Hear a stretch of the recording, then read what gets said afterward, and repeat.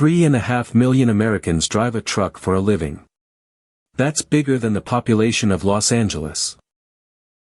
By the end of this you will know the honest timeline. Not soon, not never, and it keeps sliding. Here's why. I work inside companies rolling out AI, and drivers ask me one question constantly. When does this actually happen to me? Trucking is the single most common job in a majority of states, according to a widely cited Bureau of Labor Statistics breakdown. 3.5 million. That's the driver count the Bureau of Labor Statistics and American Trucking Associations both cite. That scale is exactly why "robots replace truckers" became such a loaded headline, and loaded headlines rarely explain the mechanism underneath them. So what actually determines whether your route gets automated? 3 things: the road type, the weather, and the work around the driving. Translation: it's not one yes or no answer for the whole job. Different parts of trucking face very different odds. Picture the easiest case first. A straight interstate lane, daylight, light traffic, nothing unpredictable. That's the part AI already handles well. Now picture the hardest case. A snowed-over exit ramp, a construction flagger waving you through, a loading dock in an alley. 90% or more of long-haul miles run on interstates like that easy first case. So why isn't this solved already? That question is exactly where every confident prediction about this industry has gone to die for the better part of a decade. The first confident prediction landed around 2016.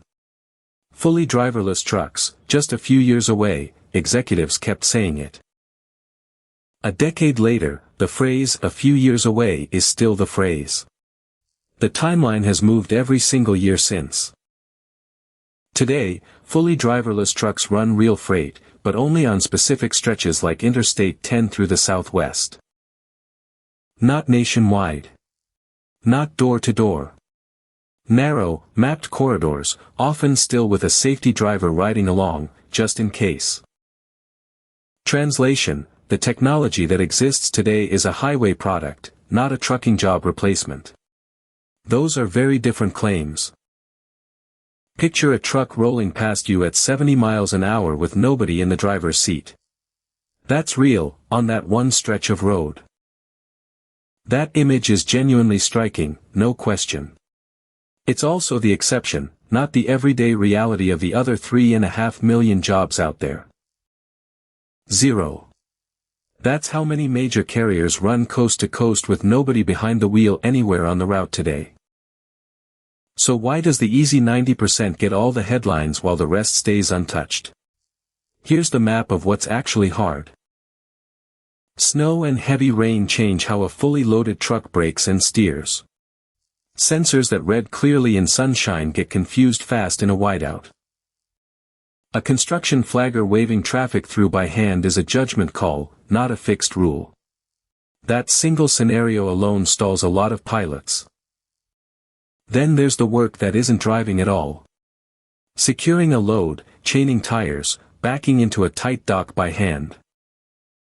None of that is driving, and none of it goes away just because the easy highway portion eventually gets automated.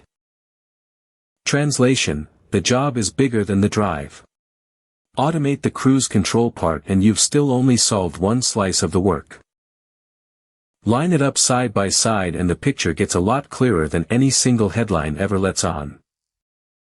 That gap is exactly why the promised timeline keeps sliding year after year, decade after decade. So who does that gap actually squeeze the hardest? Translation: this isn't purely a job-cutting story. The industry is short drivers, not drowning in extra ones. An empty driver's seat is a more common sight at some fleets than an unemployed one ever is. The shortage runs past 60,000 drivers, an estimate from the American Trucking Associations. And turnover tops 90% at some large fleets. So automation here isn't purely a job-cutting story. A real part of it is chasing a staffing gap the industry can't fill with people alone. Talk to drivers at a truck stop and the mood isn't panic. It's fatigue, long hours, and a job nobody wants to stay in. Translation: the realistic near-term shift is augmentation, not mass replacement. Highway middle miles get help. First and last mile stay human.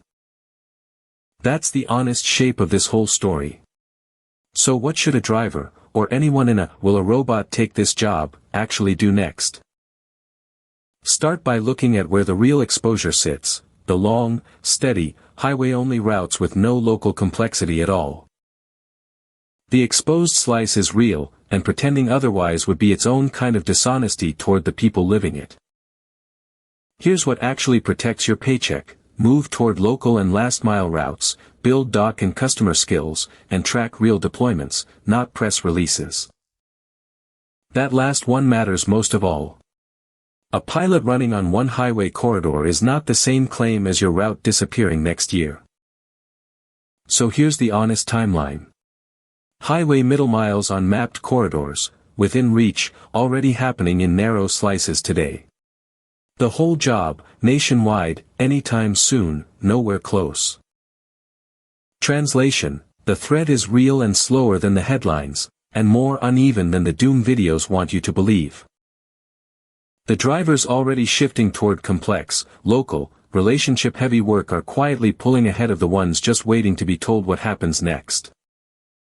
That gap between the two groups will only widen the longer this timeline keeps sliding. So keep this idea in view. Translation: here's a habit worth keeping. Next time you pass a truck on the highway, glance at the cab as you go by. An empty seat means the technology finally reached that stretch of road. A driver still sitting there means it hasn't, not yet. 3.5 million people are watching that same cab every single day, waiting for an honest answer. The technology keeps improving year over year. The industry keeps needing more drivers than it has.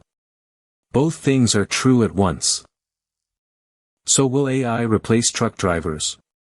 Not soon, not never, and slower and more uneven than either headline wants you to believe. Which side of that gap are you actually preparing for, the one adapting now, or the one waiting for a headline to force the issue? Subscribe if you want the real deployment signals, sourced and dated, before the next doom headline hits your feed.